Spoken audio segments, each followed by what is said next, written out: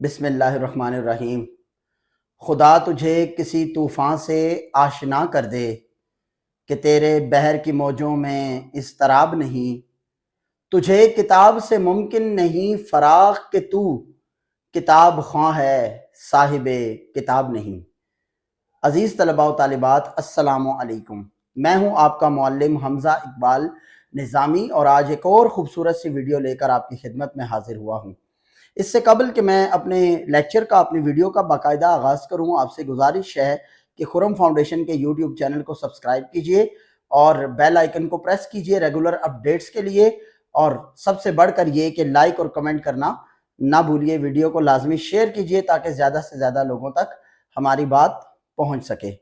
तो अज़ीज़ तलबा व तालिबात, आज मैं जमात नाहम के तलबा व तालिबात यानी 9th क्लास के स्टूडेंट्स के लिए वीडियो लेकर हाजिर हुआ हूँ। और आज जो मेरा मौज़ूए गुफ्तगू है वो आपकी किताब नेशनल बुक फाउंडेशन में शामिल नज़्म नंबर 3 के जिसका उन्वान है जावेद के नाम, और इसके शायर हैं हकीमुल उम्मत दानाए राज शायर मशरिक हज़रत अल्लामा मोहम्मद इकबाल रहमतुल्लाह ताला अलैह।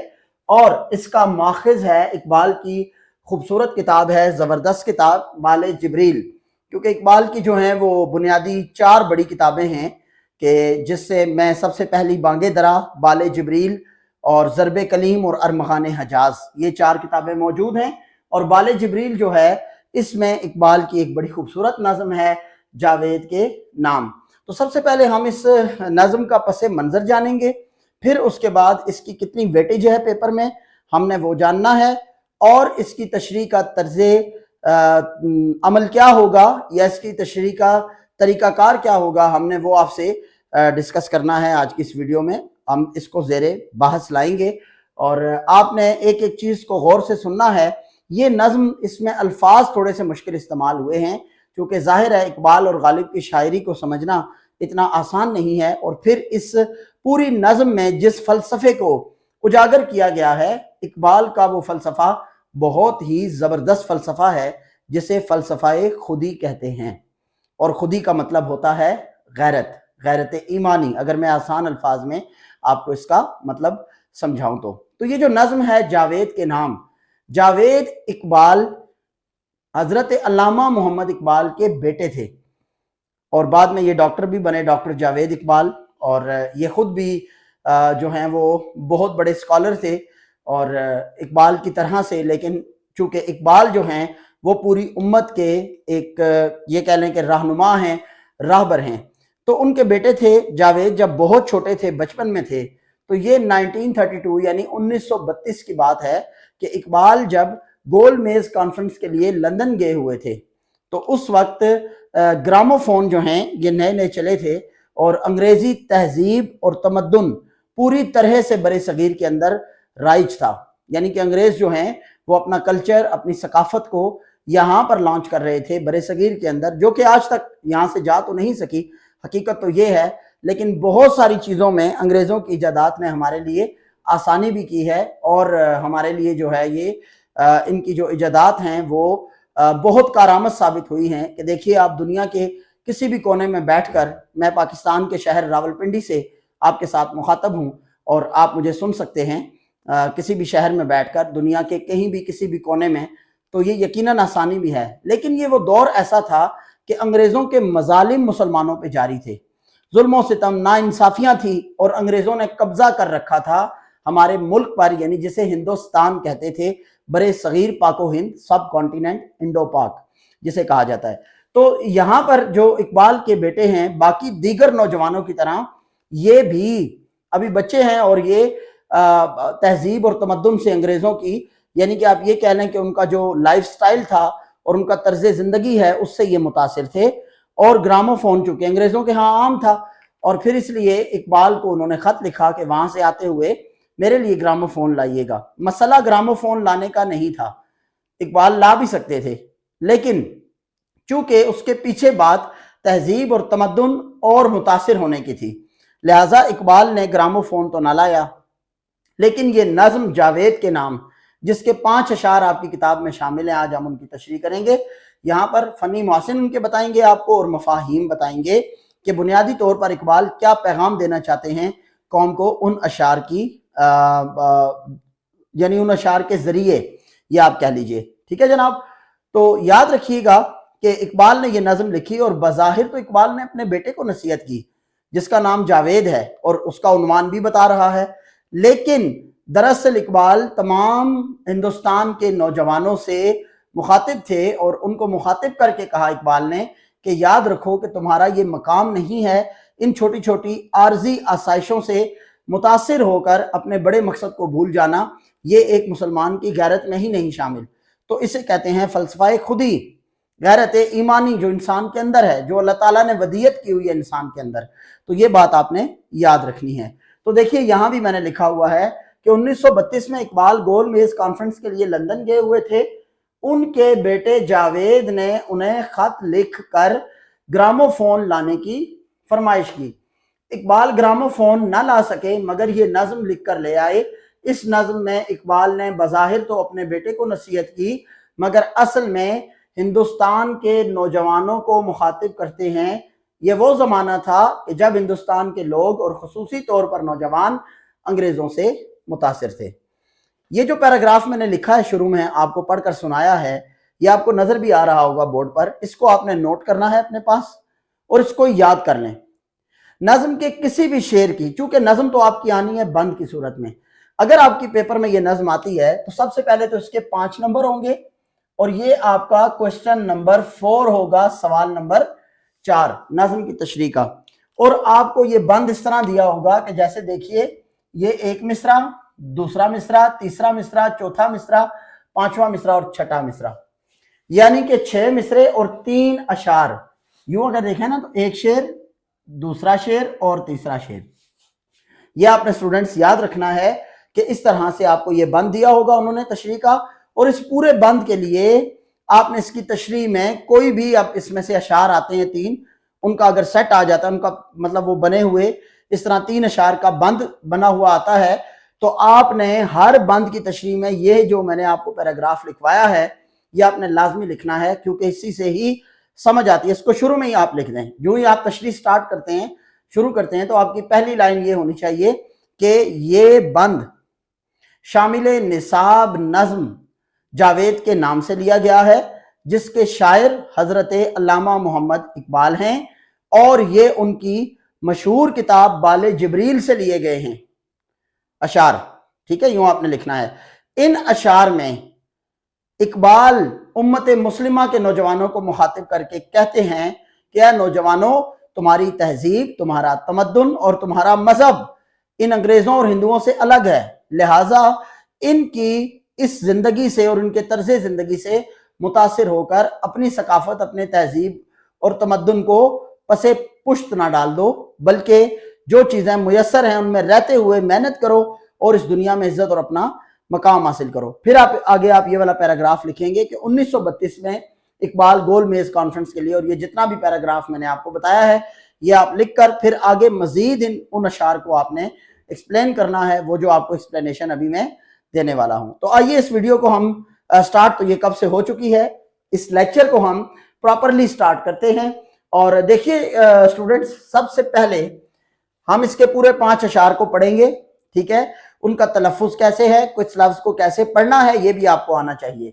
تو دیکھیے، دیار عشق میں اپنا مقام پیدا کر، نیا زمانہ نئے صبح و شام پیدا کر، خدا اگر دل فطرت شناس دے تجھ کو، سکوت لالا و گل سے کلام پیدا کر، اٹھا نہ شیشہ گرانے فرنگ کے احسان، سفال ہند سے مینا و جام پیدا کر، میں شاخ تاک ہوں میری غزل ہے میرا ثمر، میرے ثمر سے میں لال افام پیدا کر، میرا طریق امیری نہیں فقیری ہے، خودی نہ بیچ غریبی میں نام پیدا کر۔ تو دیکھیے سب سے پہلا شعر ہے، دیار عشق میں اپنا مقام پیدا کر، نیا زمانہ نئے صبح و شام پیدا کر۔ اب دیکھیے اس کے مشکل الفاظ کے معنی۔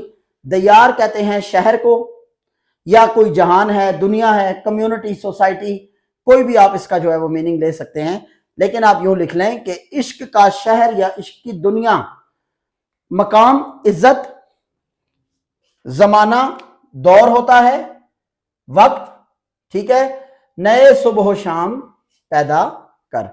اب دیکھیے اس میں فنی محاسن کیا ہے۔ آپ نے پیپر میں مشکل الفاظ کے معنی نہیں لکھنے ہوتے، کیونکہ کلاس 9 میں سب سے پہلے آپ کو زیادہ ٹریننگ کی ضرورت ہوتی ہے 9 کلاس کو، کیونکہ آپ نے بورڈ میں پہلی دفعہ بیٹھنا ہوتا ہے امتحان میں، تو آپ کے لیے ضروری ہے کہ آپ جو ہے وہ ان چیزوں کو سمجھیں اچھے سے، کہ آپ نے وہاں پر الفاظ کے معنی نہیں لکھنے، بلکہ آپ نے ڈائریکٹ شروع کرنی ہے تشریح اور فنی محاسن سے۔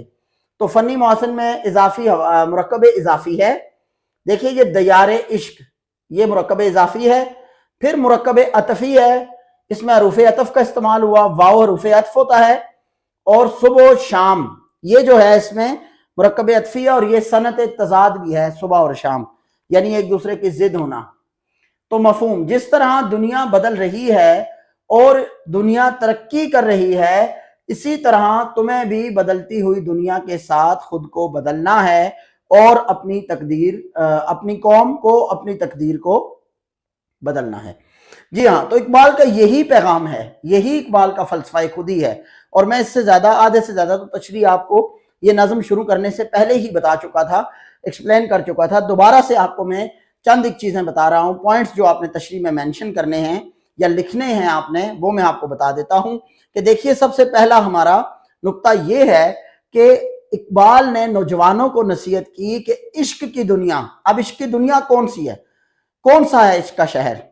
یعنی اس سے مراد ہے کہ جو بھی کام کیا جائے وہ محنت، لگن، محبت، عشق اور جذبے کے ساتھ کیا جائے، اور پھر اس دنیا میں آپ عزت، بلند مرتبہ اور مقام پا سکتے ہیں۔ کیونکہ یہ اس وقت کے لوگوں کی ضرورت ہے۔ میں نے جیسے پہلے بھی عرض کی کہ یہ زمانہ ایسا ہے کہ یہاں پر انگریز آ کر قابض ہونا چاہتے ہیں، اور وہ قبضہ کر بھی چکے ہیں۔ اپنا ملک ہے اور ان کے ہاتھوں میں جو ہے وہ ساری بادشاہی ہے۔ ابھی 1857 کی جنگ آزادی، 1857 کا وار نہیں ہوا، لیکن انگریز یہاں پر موجود ہیں، اور انگریز جو ہیں وہ اس خطے کو اپنی جاگیر بنانا چاہتے ہیں، اور مغلیہ سلطنت کے جو بادشاہ ہیں ان کی ڈوریں مکمل انگریزوں کے ہاتھوں میں ہیں۔ انگریز ان کے ساتھ جو ہیں وہ سیاسی معاملات میں اور حکومتی معاملات میں دخل اندازی کر رہے ہیں، سارے فیصلے وہ لے رہے ہیں، اور بادشاہ سلامت جو ہیں وہ صرف کٹ پتلی کے طور پہ وہاں پر موجود ہیں۔ مغلیہ سلطنت کا آخری دور میں یہی حال تھا، آخری 15-20 سالوں میں، یہ سال بھی انہی میں شامل ہوتے ہیں۔ لیکن اقبال جیسے دانشور اور دور اندیش آدمی نے نوجوانوں کو کہا کہ اے نوجوانوں، آنے والا دور تمہارا ہے، تمہارے آباء و اجداد نے غلطیاں کی اور انگریزوں کو اتنی چھوٹ دی کہ وہ تمہارے ملک پر آ کر قابض ہو گئے، نہ لینا نہ دینا، اور وہ جو ہے وہ تمہاری حکومت میں دخل اندازی کر رہے ہیں۔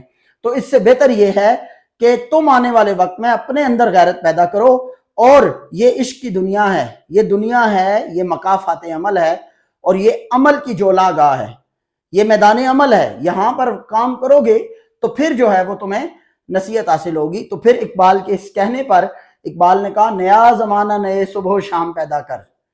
اب دیکھیے کہ وقت جو ہے وہ بدل رہا ہے، ہر طرح سے وقت اپنی جو ہے وہ وقت اپنی شکل کو بدلتا ہے، اور پھر وقت جو ہے وہ انسان کو بہت ساری چیزیں سکھا دیتا ہے۔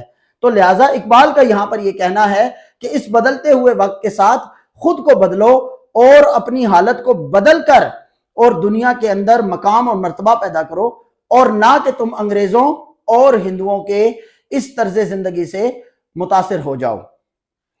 ٹھیک ہے، یہاں تک امید ہے کہ آپ کو سمجھ آ چکا ہوگا۔ اضافی حوالہ جات کی جہاں تک بات ہے تو ایک تشریح میں فنی محاسن، مفہوم، تشریح اور اضافی حوالہ جات۔ اس تشریح کے لیے آپ کو 48 لائنز یعنی 48 سطور، ٹھیک ہے، آپ کو دی جائیں گی، اور آپ نے 2 پیجز ہوتے ہیں، ایک پیج پر 24 لائنز ہوتی ہیں۔ تو آپ جب تشریح کریں گے، اضافی حوالہ جات لکھیں گے، مفہوم اور فنی محاسن، تو آپ کی تشریح سب سے بہتر ہوگی، اور اچھے نمبر آپ کو جو ہیں وہ بورڈ میں ملیں گے، چونکہ بورڈ میں جو چیکنگ کرتے ہیں وہ بڑے مایہ ناز قسم کے اساتذہ ہوتے ہیں۔ فیڈرل بورڈ ایسے اساتذہ کو ہائر کرتا ہے چیکنگ کے لیے کہ ہر ادارے سے بیسٹ ٹیچرز کو بلا کر، سینئر کو جو تجربہ کار ہوتے ہیں، اور ان کی زیر نگرانی آپ کے پیپروں کو مکمل انصاف اور عدل کے ساتھ چیک کیا جاتا ہے۔ تو ان کا معیار یہی ہوتا ہے چیکنگ کا۔ دوسرا شعر اس کا دیکھیے، خدا اگر دل فطرت شناس دے تجھ کو، سکوت لالا و گل سے کلام پیدا کر۔ اچھا جی، دل فطرت شناس، شناس ہوتا ہے جاننے والا، شناسائی سے نکلا ہے یہ لفظ۔ تو دیکھیے، جاننا، اللہ تعالیٰ نے تجھے وہ دل دیا ہے، فطرت یعنی قدرت کو جاننا، نیچر، اللہ تعالیٰ کی قدرت کو سمجھنے والا، جاننے والا دل ہے۔ اور پھر قرآن مجید میں اللہ تعالیٰ کہتا ہے کہ اور عقل والوں کے لیے اس کائنات میں نشانیاں ہیں، جس کا مفہوم یہ ہے اور اس کائنات پر غور و فکر کرو۔ غور و فکر کرنے کا کہا گیا، عقل والوں کے لیے نشانیاں بتائی گئی کائنات میں۔ تو دیکھیے اقبال کہتا ہے کہ تجھے خدا نے وہ دل دیا ہے، خدا اگر دل فطرت شناس دے تجھ کو، یہاں پر تو اگر کا لفظ استعمال ہوا، شرط آ گئی، لیکن اصل میں اقبال یہ کہہ رہے ہیں کہ تجھے اللہ نے وہ دل دیا ہوا ہے کہ جو اس کی قدرت کو سمجھنے والا ہے۔ دل کے اندر ہمیشہ درد ہوتا ہے، سوز ہوتا ہے، ٹھیک ہے، نقش ہیں سب ناتمام سوزے جگر کے بغیر، نغمہ ہے سودائے خام خون جگر کے بغیر۔ اقبال کا ہی شعر ہے، اور اقبال کہتے ہیں کہ جب تک خون جگر کیا ہے؟ درد ہے اپنے اندر۔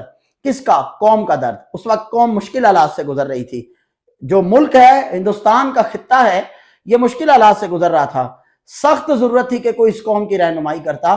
ایسے میں اقبال جیسے لوگوں نے، قائد اعظم محمد علی جناح جیسے لوگوں نے، اور مولانا حسرت موہانی جیسے، مولانا محمد علی جوہر جیسے، خواجہ الطاف حسین علی، سر سید احمد خان جیسے لوگوں نے مسلمانوں کی مکمل رہنمائی کی اور پھر مسلمانوں کو ان کا اصل مقام یاد دلوایا۔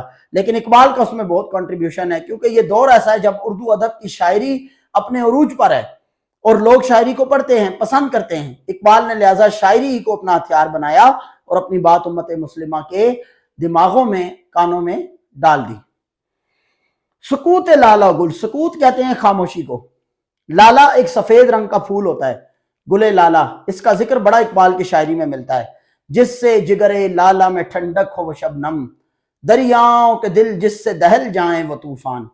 تو اقبال کا لالا کے ہاں بڑا جو ہے وہ ذکر ملتا ہے، ٹھیک ہے۔ تو لالا جو ہے یہ پھول ہے سفید رنگ کا، اور یہ بھی گلے نرگس جسے آپ ڈیفوڈل کہتے ہیں، ٹھیک ہے۔ اب معلوم نہیں انگریزی میں اس کا کیا نام ہے لالا کا، اور گل جو ہے یہ پھول گلاب کو کہا جاتا ہے۔ تو وہ کہتے ہیں کہ گلاب سے پھر تم لالا اور گلاب جیسے پھولوں سے کلام پیدا کرنا، کلام ہوتا ہے بات کرنا، سخن پیدا کرنا۔ یہاں یہ لالا اور گل جو ہیں وہ استعارتاً لفظ استعمال ہوئے ہیں، یعنی کہ استعارہ دیکھیں نا، حقیقی کے بجائے مجازی معنوں میں ہے، لیکن ان میں تشبیہ کا تعلق ہے۔ تو اقبال نے یہاں پر محنت و مشقت، عزت اور غیرت جیسی چیزوں کو لالا اور گل کہا کہ وہ تمہاری غیرت جو سوئی ہے، خاموش ہے۔ دیکھیے لالا اور گل تو نہیں بولتے، پھول تو نہیں بات کرتے نا انسان سے، تو وہ کہتے ہیں کہ تم ان کو جگاؤ۔ ان کو جو ہے وہ اقبال نے استعارہ لے لیا، یعنی تشبیہ دیتے ہوئے، استعارہ میں کیونکہ تشبیہ کا تعلق ہے انہیں کہا، لیکن اس میں چونکہ مستعار لہو کا ذکر نہیں ہے اس لیے یہ استعارہ ہوگا۔ تو لالا جو ہے اور گل، محنت و مشقت اور غیرت کو کہا گیا ہے، یہاں پر یہ استعارتاً لفظ استعمال ہوا ہے۔ تو دیکھیے اس میں فنی محسن ہے، مرکب اضافی ہے، دل فطرت شناس، سکوت لالا و گل، اب یہ مرکب اضافی بھی ہے، اور سکوت لالا و گل، لالا و گل یہاں پر مرکب عطفی ہے، اور استعارہ میں آپ کو پہلے بتا چکا ہوں۔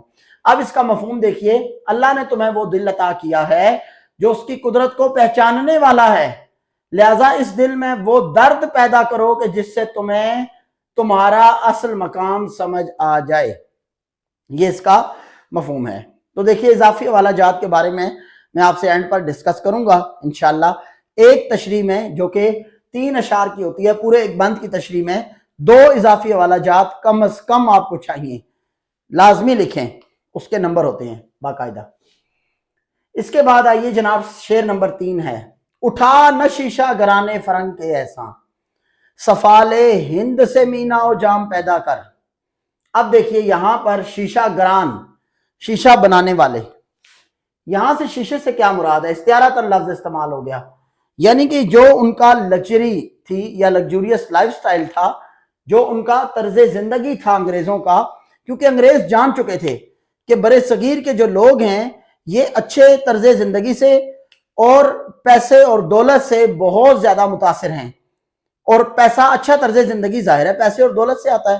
آج کے بھی دور میں مہنگائی کا سخت دور ہے، اور ماڈرن ایج میں اگر کسی شخص کے پاس پیسہ زیادہ ہے تو وہ ویسے ہی لوگوں کو امپریس کرنا شروع کر دیتا ہے، چاہے اس میں عقل نہ ہو، چاہے اس کی شکل بھی نہ ہو، اور چاہے وہ انسان کہلانے کے لائق بھی نہ ہو، لیکن یہ دولت اس قدر زبردست چیز ہے کہ پھر جو ہے وہ ایک غریب شخص ہے اور اس کی غربت بھی لوگوں کو ڈرامہ لگے گی، اور ایک امیر شخص ہے اور اس کا گناہ بھی لوگ فیشن بنا لیتے ہیں۔ یہ ہم لوگوں کی نیچر ہے شروع سے ہی. تو یہ اس وقت جو ہے، یہ میں تنقید کے زمرے میں نہیں کہہ رہا، ماشاءاللہ ہماری قوم بڑی غیرت مند اور جری قوم ہے، لیکن کچھ لوگ ہیں، اب سبھی کو تو نہیں کہا جا سکتا، لیکن اچھے برے لوگ تو ہر جگہ ہیں. ظاہر ہے یہ دنیا تضاد پر بنی ہے، اور متضاد چیزیں نہ ہوتی تو اللہ تعالیٰ اس دنیا کو پیدا ہی نہ کرتا. تو یاد رکھیں کہ دولت اور پیسہ عارضی ہے. یہی بات اقبال کہتا ہے. جو غیرت آپ کے اندر چھپی ہوئی ہے مسلمان کے اندر، وہ غیرت زیادہ اہم ہے، وہ اہمیت کی حامل ہے. تو اقبال کہتا ہے کہ یہ ان کے شیشہ گرانے فرنگ کہتے ہیں انگریزوں کو. یہاں پر ڈائریکٹ اقبال نے انگریزوں کی طرف اشارہ کر دیا اور کہا کہ ان کے احسان مت اٹھاؤ، یہ نئے نئے قانون بنانے والے شیشہ گران. یہاں پر شیشہ گران سے مراد شیشے سے قانون ہے، اور وہ تہذیب اور تمدن ہے کہ جو وہ لے کر آئے، اس سے مراد ہے کہ ان کو مت. سفال ہند، سفال کہتے ہیں مٹی کو، ہندوستان کی مٹی، یہ بھی استعارتاً استعمال ہوا ہے لفظ. ہندوستان کی مٹی سے یہاں پر مراد ہے ہندوستان کے تہذیب، تمدن اور کلچر. ٹھیک ہے. مینا و جام پیدا کر. مینا ہوتی ہے شراب اور جام ہوتا ہے شراب کا پیالہ. اب یہاں پر اقبال کا جو شراب اور پیالے کا کنسپٹ ہے وہ کیا ہے؟ عشق حقیقی ہے، وہ مجازی والی شراب نہیں ہے، یہ عشق حقیقی کی شراب ہے. پھر وہ پلا جام ساکیا، پھر وہ شراب پلا یہ جام، کچھ اس طرح کا شعر ہے. معذرت میں اس شعر کو بھول چکا ہوں، آپ کی یہ وقتی طور میرے ذہن میں نہیں آ رہا یہ شعر. آپ کے پچھلے سال جو اس سے پہلے جو کتاب 9ویں میں پڑھائی جا رہی تھی 9th کلاس میں، اس میں ایک نظم تھی دعا، جو کہ مناجات تھی، مسجد کرتبہ میں لکھی گئی. اس میں اقبال نے یہ شعر کہا تھا کہ ڈھونڈ رہا ہوں توڑ کر جسے جام و سبو. ٹھیک ہے.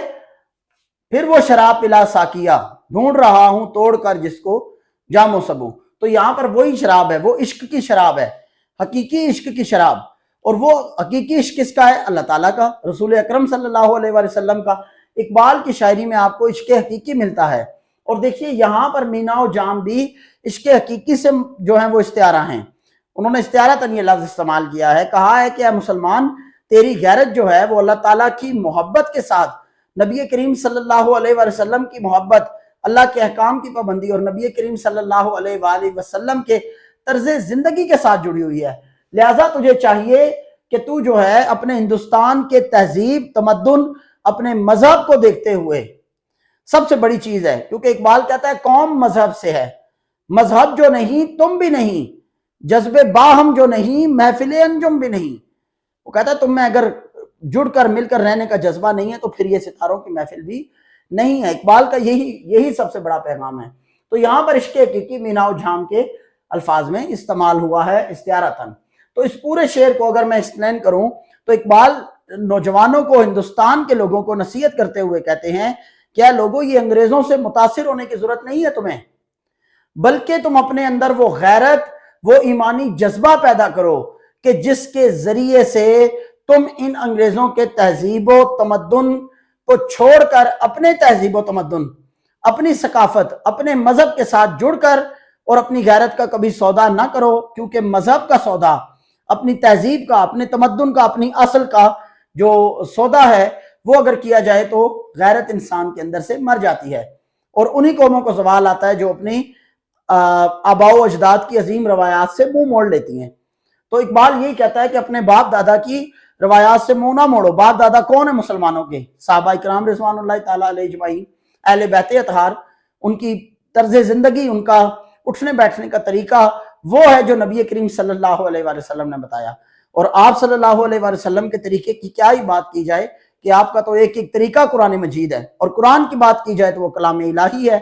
تو اللہ تعالیٰ سپر پاور ہے، سب سے زیادہ بات اسی کی جو ہے وہ اللہ تعالیٰ کی ہر بات، ہر حکم جو ہے وہ ماننا فرض ہے. تو پھر قرآن مجید جو ہے وہ اللہ کا حکم ہے، اللہ کا کلام ہے، اور پھر اس کلام کا عملی نمونہ نبی کریم صلی اللہ علیہ وآلہ وسلم ہے. اور آپ سے جڑے ہوئے لوگ اہل بیت اور صحابہ ہیں جن سے طرز زندگی، تو اقبال کہتا ہے ان کی زندگیوں کو دیکھو. ٹھیک ہے. گدائی میں بھی وہ اللہ والے تھے غیور اتنے کہ منعم کو گدا کے ڈر سے بخشش کا نہ تھا یارا. اقبال کہتا ہے کہ کسی منعم کو عطا کرنے والے کو بھی گدا کے ڈر سے بخشش کرنا، دینا، عطا کرنا اس کا حوصلہ ہی نہیں ہوتا تھا، اتنے غیرت والے تھے وہ.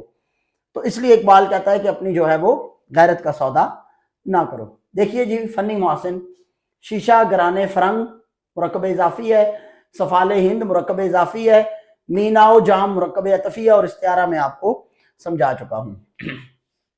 مفہوم، ان انگریزوں کے طرز زندگی سے متاثر ہو کر ان کے احسان مت لو، بلکہ اپنی تہذیب سے جڑ کر، اپنے دین سے جڑ کر اس دنیا میں اپنا مقام پیدا کرو۔ شعر نمبر 4 ہے، میں شاخ طاق ہوں میری غزل ہے میرا ثمر، میرے ثمر سے مئے لال افام پیدا کر۔ جناب دیکھیے شاخ طاق انگور کی شاخ کو کہا جاتا ہے۔ انگور کی جو درخت ہوتا ہے نا، اس کی شاخ ہوتی ہے، اسے شاخ طاق کہتے ہیں۔ غزل سے مراد ہے شاعری، ثمر کہتے ہیں پھل کو یا نتیجہ، ٹھیک ہے، ریوارڈ آپ اسے انگلش میں کہیں گے۔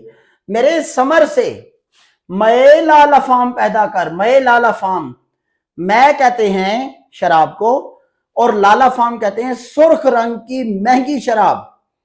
انگریز ڈیفرنٹ شرابیں پیا کرتے تھے، مختلف قسم کی، اور مغلیہ دربار تک بھی پہنچایا کرتے تھے یہ شرابیں۔ اس میں سب سے جو مہنگی ترین شراب تھی وہ تھی مئے لال افام۔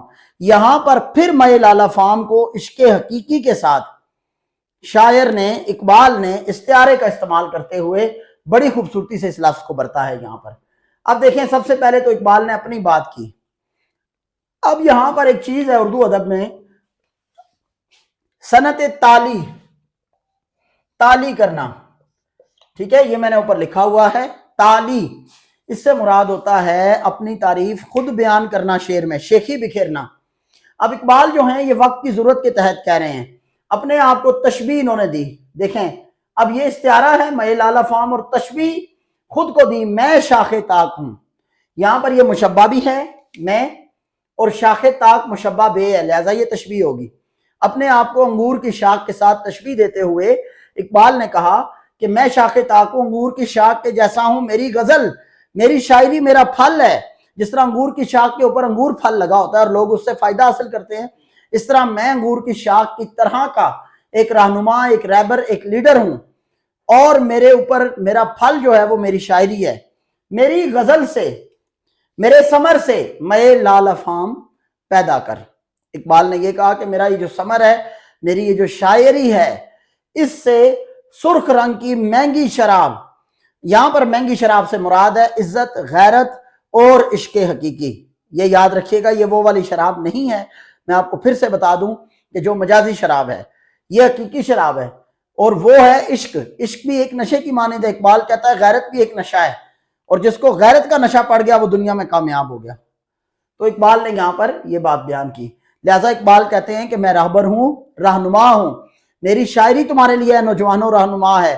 اگرچہ نصیحت کس کو کر رہے ہیں؟ اپنے بیٹے کو، لیکن کہہ پوری امت مسلمہ کے نوجوانوں کو، یعنی پوری امت مسلمہ بھی نہ کہہ لیں، یوں کہیں کہ ہندوستان کے نوجوانوں کو۔ اقبال کی شاعری نے محض مسلمانوں کو غیرت نہیں دلوائی، بلکہ ہندوؤں کے اندر بھی وہ جذبہ پیدا کیا کہ وہ غیر لوگوں کو، یعنی کہ اغیار جو ہیں، انگریز ہیں، ان کو یہاں سے نکالا جائے۔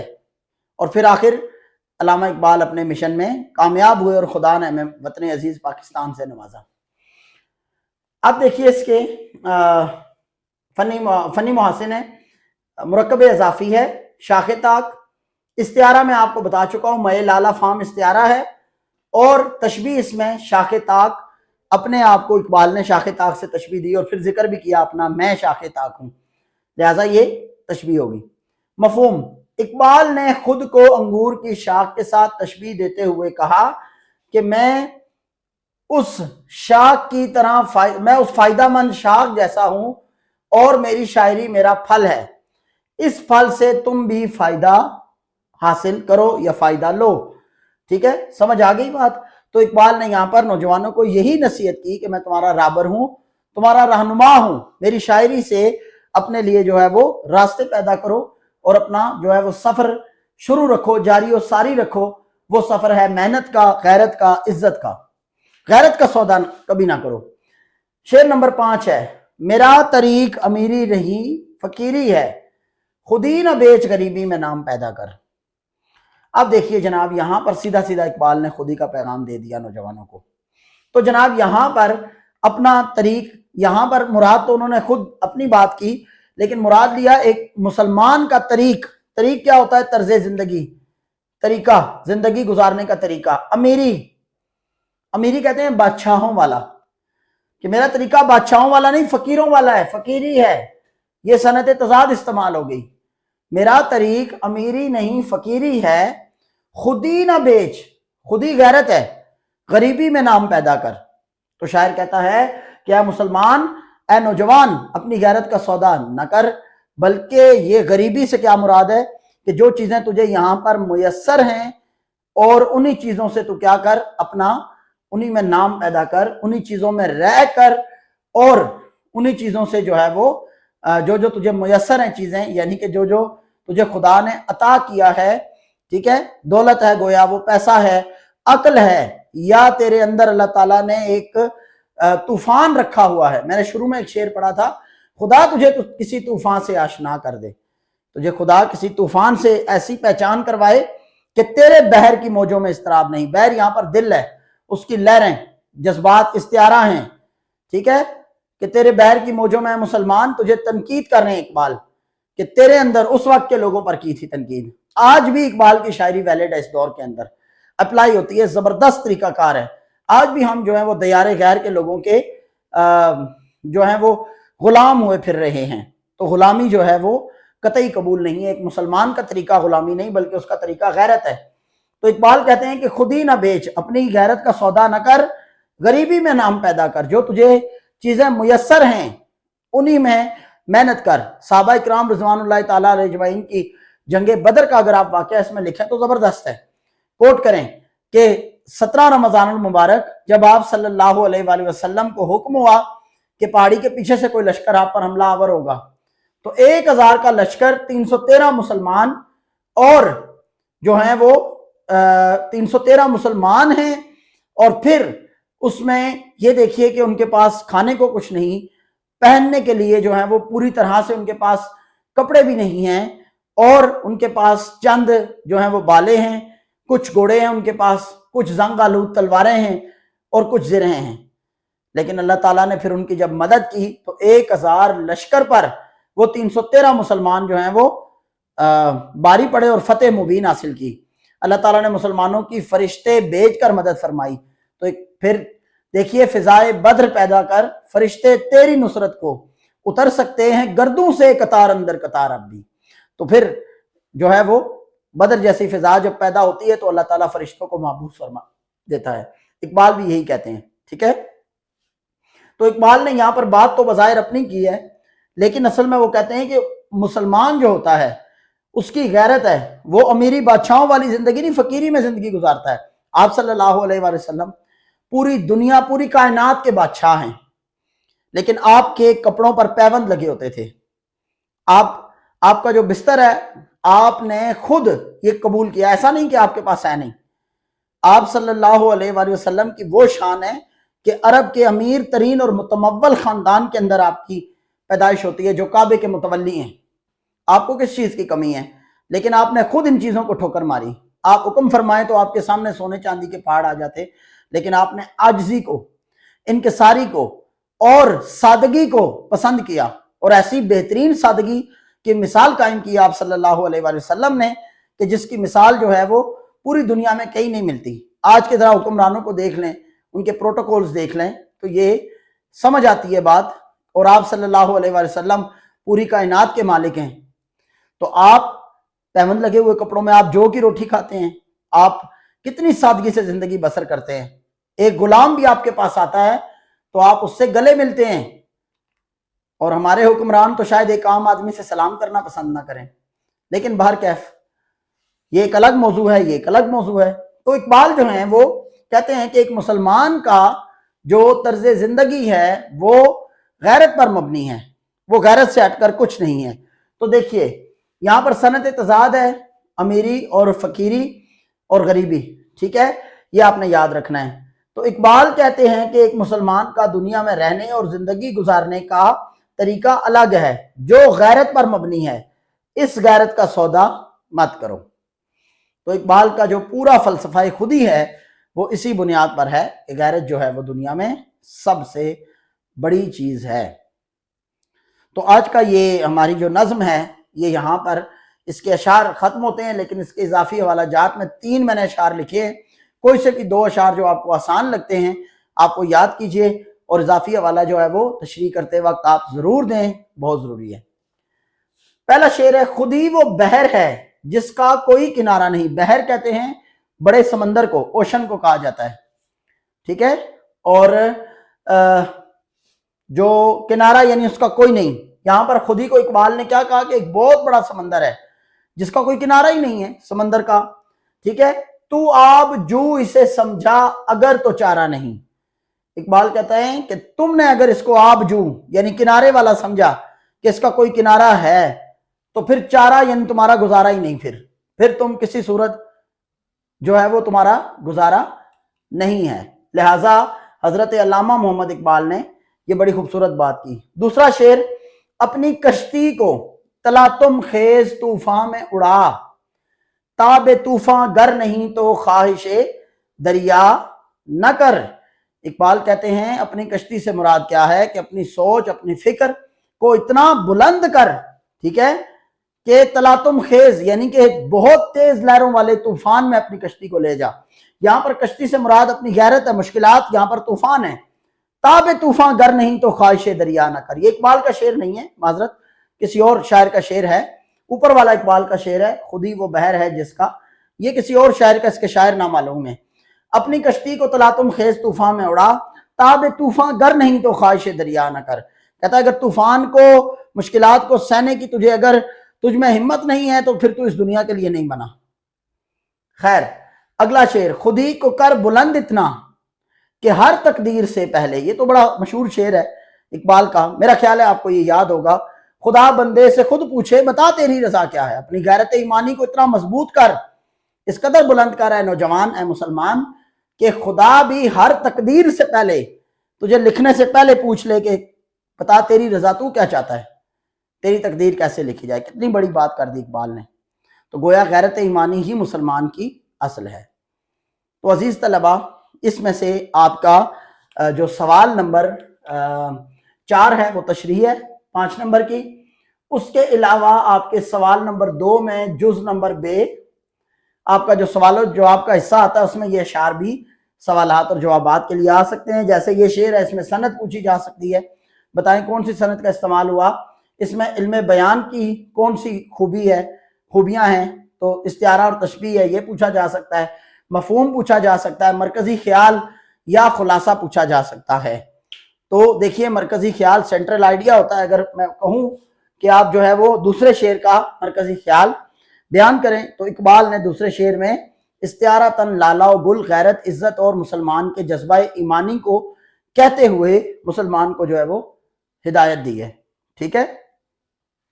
اچھا، اس کے بعد اسی طرح کے سوال مفہوم آ سکتا ہے، وہ میں آپ کو بتا چکا ہوں۔ تو اس طرح کے سوالات جو ہیں وہ آتے ہیں اشعار میں سے۔